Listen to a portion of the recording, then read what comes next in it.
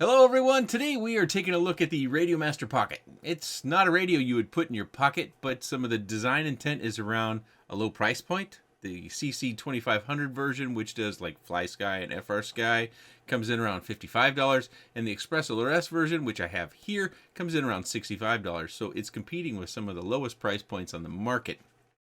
So with that low price point, it means it's going to be more accessible to those getting started in the hobby, as well as the small size and the durability, supposedly durability. We're going to test that a little bit, of being able to put it in your bag and not have to worry too much about breakages. It does have removable stick ends, and it has really all the features that you can need in a small, compact size. It also comes in different colors, blue, green, pink, and clear. This is the charcoal version. But the one thing I want to start off with is that durability, or the ruggedness. Because they sent a secondary shell, I was able to do some durability testing. That's the first time I've been able to durability test a radio. So the first thing we have to do is we have to weigh them up. And as you can see here on the scale, the Pocket weighs over 386 grams. So I take a bag of screws, which I should have wrapped in duct tape, which we'll get into more here in a minute. And I come in at 380 grams. Of course, that's under, but I wanted to leave myself a little bit of leeway there because I don't have any screws to secure the two halves of the shell together. I had to use duct tape. So our weight ends up coming up a little bit over the stock weight at 387 grams. First test is going to be just a little fall off this little bench stool over by our fire pit. You can see I've got my business shoes on and my business clothes, and we give it a little topple. And then we pick it up off the ground and we bring it over to the camera for a quick inspection. Short version, maybe some scuffs, but yeah, nothing really happened there. So we're going to change locations over to the table as well and do another test from a little bit taller or higher position. Measure the table up so you can see the height at which it's going to fall.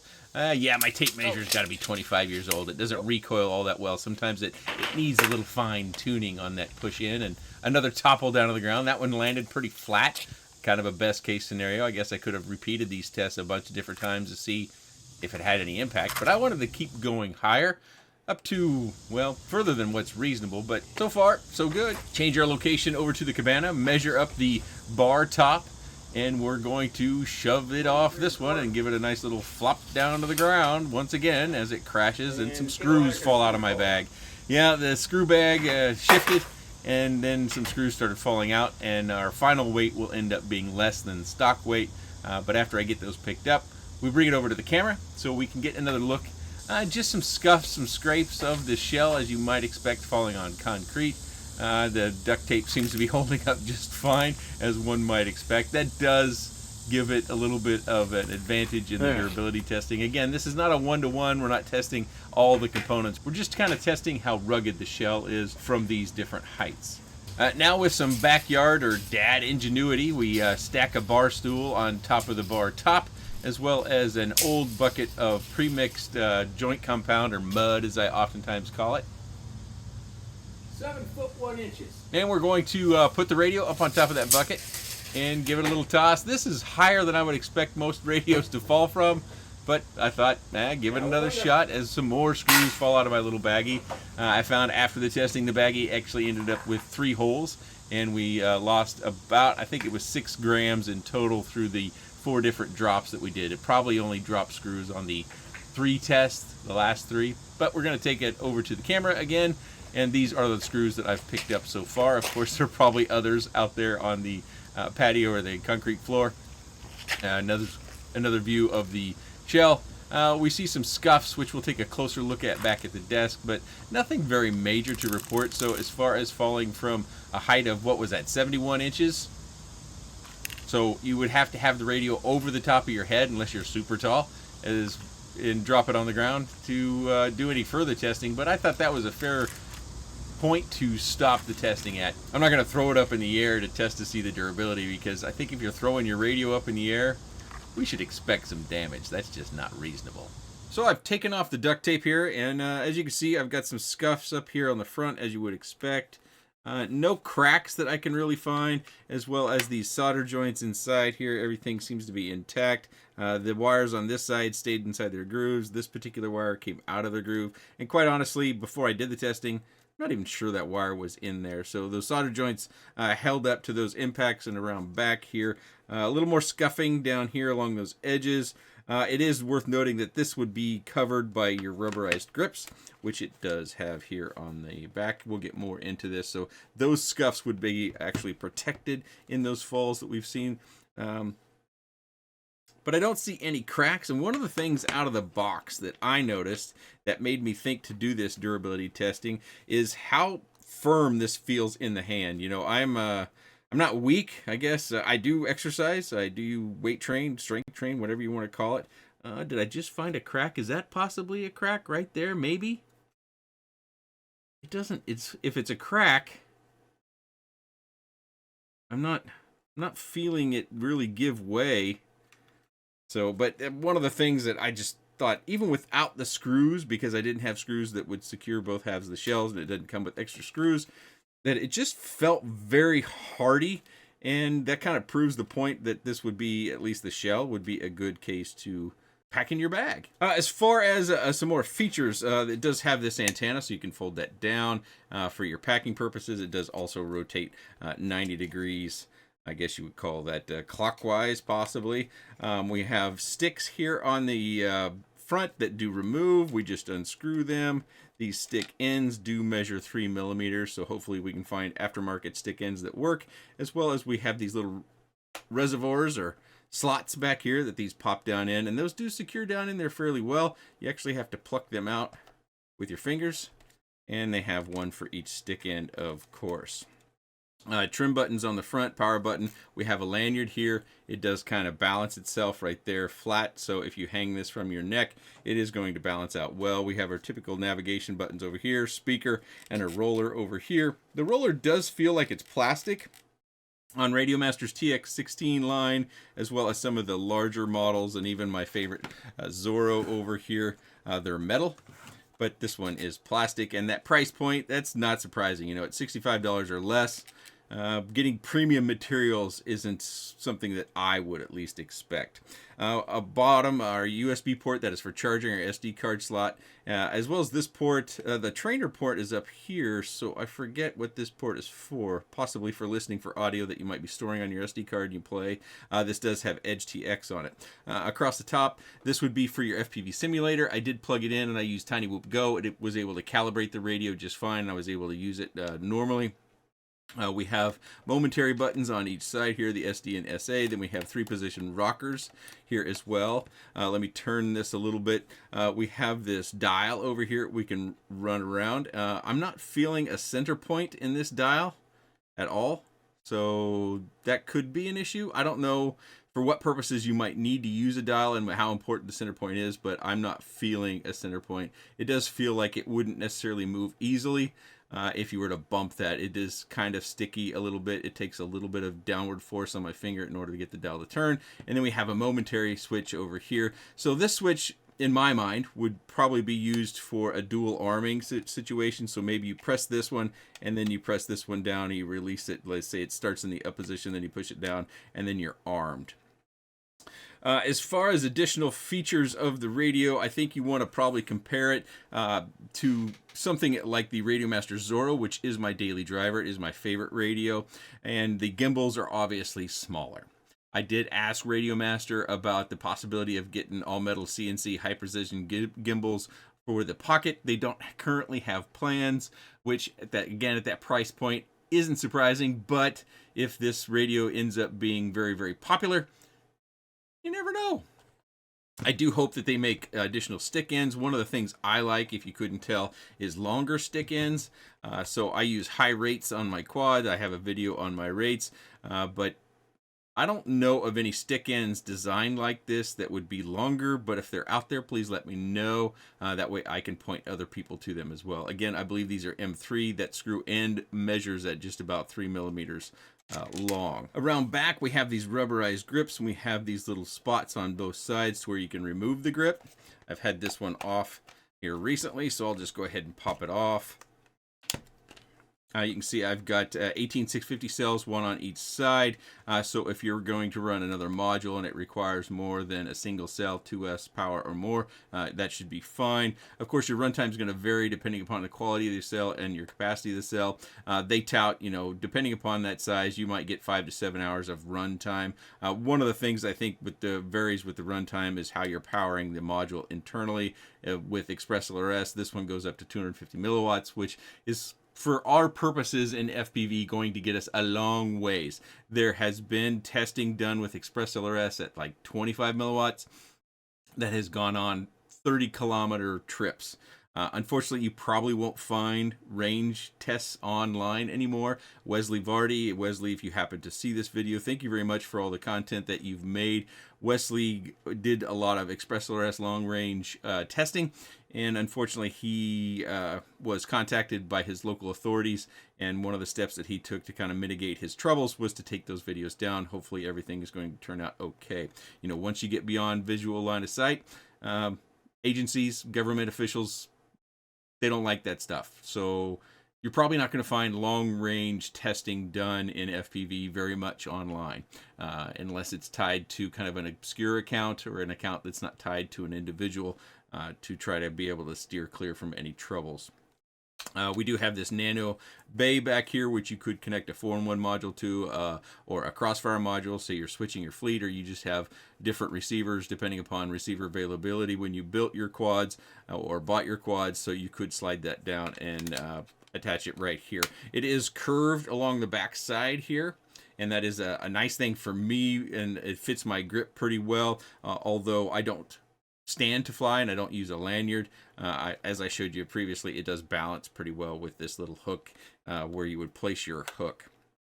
The gimbals, I have loosened up my gimbals quite a bit, and here is a diagram that show you how to loosen up the gimbals, and it does work. All you have to do is remove those rubber covers from the backside, and you can gain access to the screws you need to adjust the tension, whether it's on the throttle side or on the pitch roll side.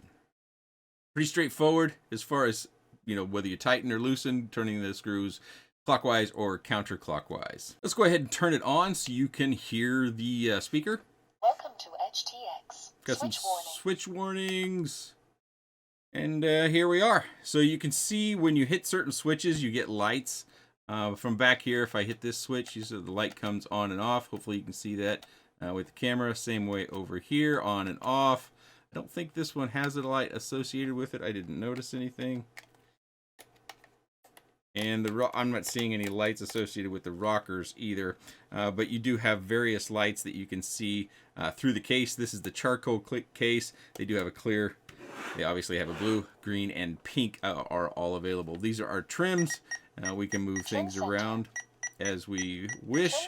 Typically in FPV, we don't use those. And then you have your menus for all our typical driving of the available systems within EdgeTX. If we go into the tools menu, it's going to blow it out. You can see we've got some games already on there, and that's a fun thing that RadioMaster tends to do, but I wanted to call it out. So if you are expecting these games, yeah, you'll get some games on your radio as well. I'm going to go ahead and turn this off so it can stop blowing out my camera. I mentioned it briefly, but I think it's a pretty big point that we do want to draw out is the gimbal sizes on the Pocket are smaller than even the Zorro, as the Zorro is actually smaller than a lot of other gimbals in other radios, such as the RadioMaster TX16S or the Boxer, which are pretty popular radios. So it's something that, unfortunately, if you're looking at your first radio, it's hard to know whether you're going to be sensitive to that.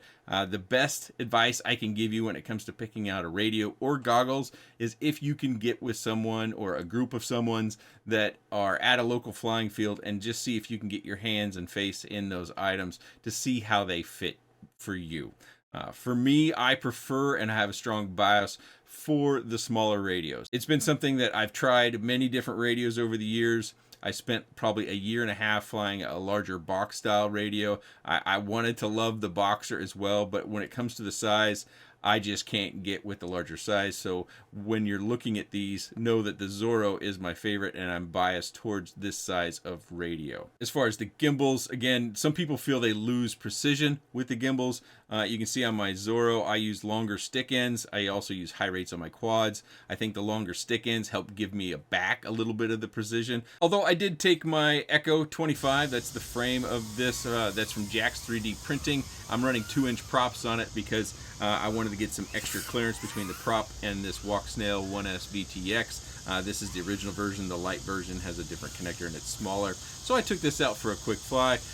Used probably about 6-7 packs. I did also fly or use the radio using an FPV simulator. I mentioned previously, Tiny Whoop Go. It worked just fine, but I prefer to go out and fly.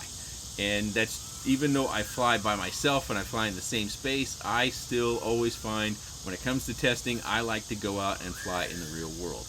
I don't really enjoy simulators all that much, but I do try the simulators when it comes to radio reviews in order to just ensure that the radio will work with simulators. You know, if our computers can detect it and we can calibrate within the simulator, we have pretty good assurances that it will work on other simulators if you don't, by chance, choose the ones that I use. But as you can see here, I've ended the flight, and then I'm going to kind of wave the radio in the air. Just kind of a proof of concept so that you know that I did actually use the radio for a day to give it a fair shot.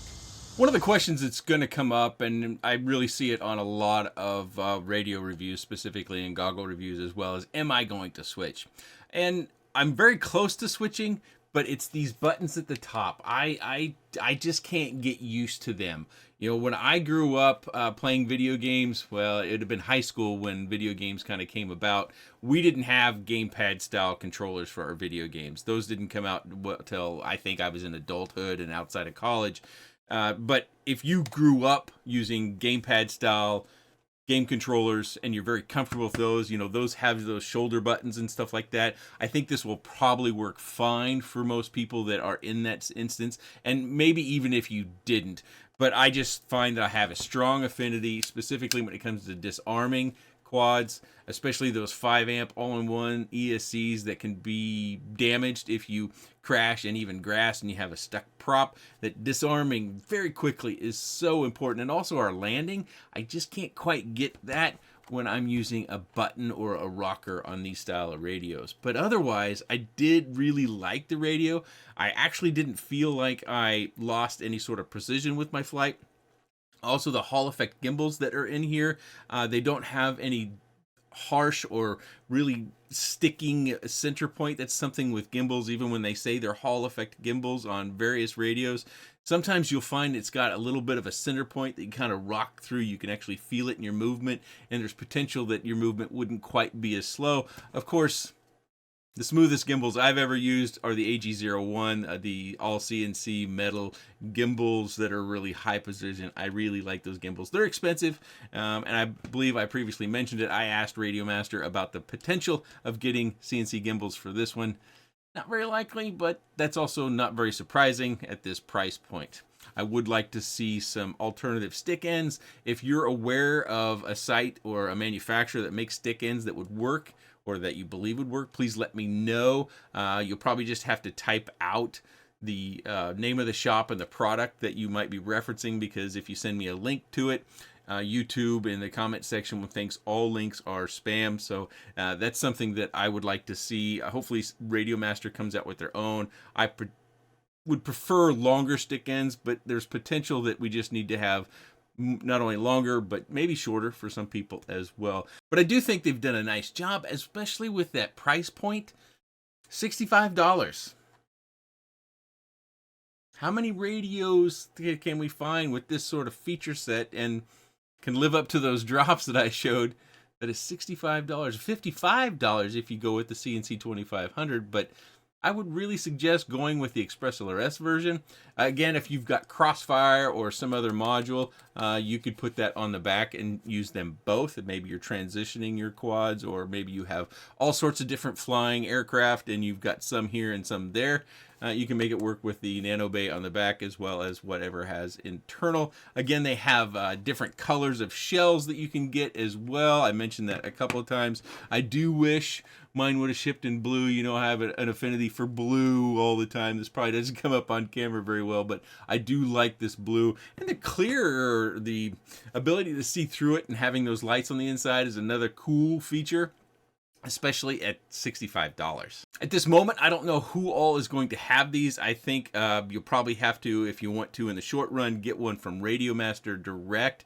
So that will probably ship from China. I'll have a link down in the video description to the Pocket on RadioMaster's website. If other websites are carrying it, whether it has an affiliate program or I'm a part of their affiliate program, I'll link any of them. If you see this radio come up on your favorite FPV shop's website, please let me know. Again, just kind of have to tell me about it without linking it. YouTube will slurp the comments that have links in them off into spam, and then I have to go fetch them, and sometimes it just never appears. Even on the back end, I never see them. So please let me know. I don't mind including links to shops all over the world so that you can buy stuff from the shops that you want to buy stuff if you want to buy stuff like this.